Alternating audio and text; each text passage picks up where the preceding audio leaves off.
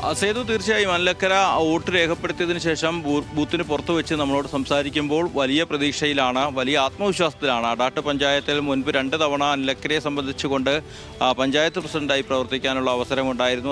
അതിനുശേഷം അദ്ദേഹം വടക്കാഞ്ചേരി MLA ആയി.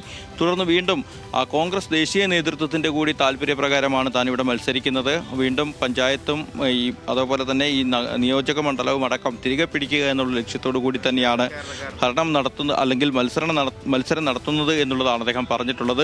ജില്ലയിൽ ഉടനീളം കോൺഗ്രസിന് വലിയ സ്വാധീനം ഈ തെരഞ്ഞെടുപ്പിൽ ഉണ്ടാക്കാൻ കഴിഞ്ഞിട്ടുണ്ട്. പ്രചാരണത്തിൽ എല്ലാ മേഖലകളിലും, സമസ്ത മേഖലകളിലും ഇടപെടാൻ കോൺഗ്രസിനായിട്ടുണ്ട്. തൃശ്ശൂർ കോർപ്പറേഷൻ അടക്കം തിരികെ പിടിക്കാൻ കഴിയുന്ന തരത്തിൽ ഇടപെടാൻ കഴിയും എന്നുള്ളതും അദ്ദേഹം നമ്മളോട് തന്നെ വ്യക്തമാക്കിയിട്ടുണ്ട്. ഏതായാലും ആ ജില്ലയിലെ വോട്ടെടുപ്പ് ആദ്യഘട്ടം പുരോഗമിച്ചു. പോളിംഗ് ബൂത്തിലൊക്കെ ആദ്യ മണിക്കൂറിൽ തന്നെ വലിയ നിരകൾ കാണാൻ നമുക്ക് ആകും. സ്ത്രീകളും പുരുഷന്മാരും അടക്കമുള്ള വോട്ടർമാരെല്ലാവരും തന്നെ അതിരാവിലെ തന്നെ വോട്ട് ചെയ്യാൻ എത്തുന്ന കാഴ്ചയാണ് നമുക്ക് തൃശ്ശൂർ അടാട്ട് പഞ്ചായത്തിൽ നിന്നും മറ്റും നമുക്ക് കാണാൻ സാധിക്കുന്നത്. വലിയ വിപുലമായ സന്നാഹങ്ങളാണ് 111 തദ്ദേശ സ്ഥാപനങ്ങളിലേക്കായി നടക്കുന്ന തെരഞ്ഞെടുപ്പുമായി ബന്ധപ്പെട്ടുകൊണ്ട് ആ തെരഞ്ഞെടുപ്പ് ഉദ്യോഗസ്ഥരും പോലീസും ഒക്കെ ചേർന്ന് ഒരുക്കിയിട്ടുള്ളത്. വോട്ടർമാർക്ക് കാര്യമായ ബുദ്ധിമുട്ടുകളൊന്നുമില്ലാതെ തന്നെ അതിവേഗത്തിൽ വോട്ട് ചെയ്ത് മടങ്ങാനുള്ള സാഹചര്യങ്ങളാണ് ഒരുക്കിയിട്ടുള്ളത്. രാവിലെ 5 മണിയോട് തന്നെ തെരഞ്ഞെടുപ്പ് ഉദ്യോഗസ്ഥർ വിവിധ സ്ഥലങ്ങളിലായി മോക്ക് പോളിംഗ് അടക്കമുള്ള നടപടികൾ പൂർത്തീകരിച്ചു. പലരും കാര്യമായി ജില്ലയിൽ ഇതുവരെയും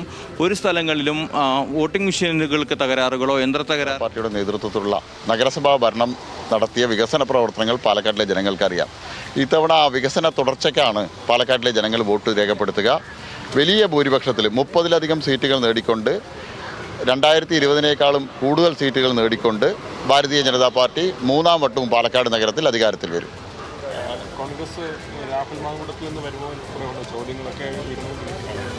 രാഹുൽ മാങ്കൂട്ടത്തിൽ കോൺഗ്രസിൻ്റെ തെരഞ്ഞെടുപ്പ് പ്രചരണത്തിന് നേതൃത്വം കൊടുത്ത ആളാണ്. അദ്ദേഹം ഇന്ന് വോട്ട് ചെയ്യാനും വരണം. കോൺഗ്രസിൻ്റെ ഇരട്ട മുഖം പാലക്കാട്ടിലെ ജനങ്ങൾ വീണ്ടും വീണ്ടും കാണട്ടെ.